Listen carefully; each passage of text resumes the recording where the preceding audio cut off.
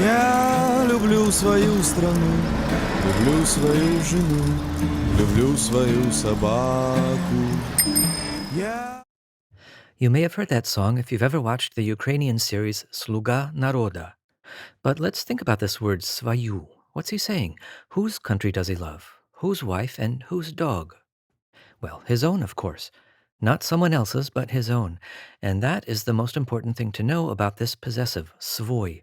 Whatever it modifies belongs to the subject of the sentence. The singer is the subject, so he's talking about his own country and wife and dog. Let's see how this works with other pronouns. Ты любишь свою собаку. You love your dog. You're the subject, so we know it's your dog that we're talking about. At this point, you may be asking, well, what about мой and твой? Well, we could use мой and твой in these sentences. It's not wrong to say я люблю мою собаку. But it is more common to use свой when you can. That is, when the thing possessed does belong to the subject. And if you know the endings for мой, then you already know the endings for свой. They're exactly the same. Now, what about this example? Таня любит свою собаку. She loves her dog. In Russian, we know that it's her own dog that she's fond of, since, again, свой modifies something that belongs to the subject, Tanya. But what about the English? Do we really know whose dog she loves? Her in English is not clear about this. She could love her own dog, or it may be someone else's dog. If it is someone else's dog, in Russian we'll express this with ее. Таня любит ее собаку. Using ее makes it clear that we're talking not about the dog that belongs to the subject, Tanya, it's someone else's dog, in this case, Vika's. The difference between свой and его, ее, and их can be important. When we hear Вася любит свою жену, we know things are probably okay.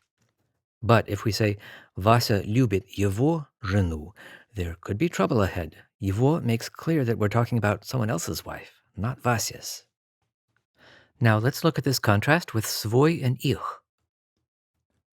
Они думали о своих друзьях в России. Наши дети учились в одной школе с их детьми.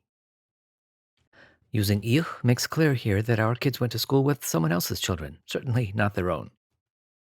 Now, looking at a few longer sentences. Let's say Петя lost his passport. If he finds it, he'll be glad. Петя рад, что он нашел свой паспорт. If his friend Борис finds Петя's passport, Петя will still be glad, but how would we express that? Петя рад, что Борис нашел его паспорт. This example shows that the choice of свой or его, ее depends on the subject in the clause where it occurs. Борис is the subject of the second clause, and since Борис found Петя's passport, not his own, we use его. Now, what if Борис had found his own passport? Петя might be glad about that too. Петя рад, что Борис нашел свой паспорт. Again, свой shows that the thing possessed belongs to the subject in the clause where it occurs. So we know Петя is happy about Boris's passport. Let's look at another example with more than one clause. Миша не знает, где его паспорт.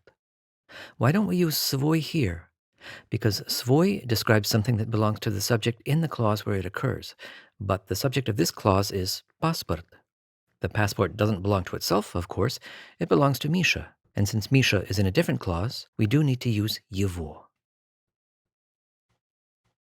Sometimes the subject isn't mentioned, but just implied. We can see this in commands and impersonal constructions. Пишите свои идеи и предложения. Нужно знать историю своей страны. It makes sense to use свой here because we're thinking about writing your own ideas, not someone else's, and knowing the history of one's own country, not someone else's country. And here's an example from a subway announcement. Уважаемые пассажиры, при выходе из поезда не забывайте свои вещи. It's worth mentioning that sometimes in Russian we don't need to use any possessive. This is common when referring to parts of the body. Руки надо мыть как можно чаще. And family relationships. Я звонил брату. Or just when it's probably clear from the context. Я сунул руку в карман. When you're first getting used to свой, you may want to avoid using it in the nominative so that you don't make a common mistake like this one. I don't even want to say it out loud. Now, what's the problem here? Why doesn't this work? We know that свой modifies a word that belongs to the subject, but what is the subject here?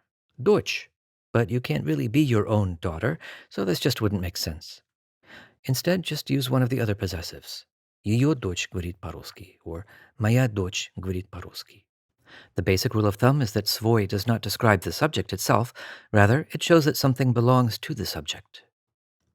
But you can see свой used with the nominative in expressions of having something or existence. Там у них свой дом. У каждого свои проблемы. Во всем есть свои плюсы и минусы. У нас все свое, даже хлеб свой. And there is one other important meaning. Свой is the opposite of чужой, which means foreign, alien, or someone else's. It's hard to give a direct translation of свой used in this sense, but a few examples can give you the feel of it. Здесь все свои. Он там свой человек. Юра свой человек, и не могу его ни в чем заподозрить. And the title of the film The Insider was translated as свой человек.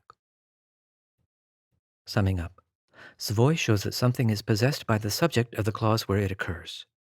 It's declined just like мой and твой. When я or ты is the subject of a clause, it's more common to use свой than мой or твой. The third-person possessives его, ее, and их must be used when describing something that does not belong to the subject. Он любит свою жену and он любит его жену mean very different things. Sometimes you'll hear свой used in the nominative, usually with a sense of possession, something of one's own, or our side, one of us.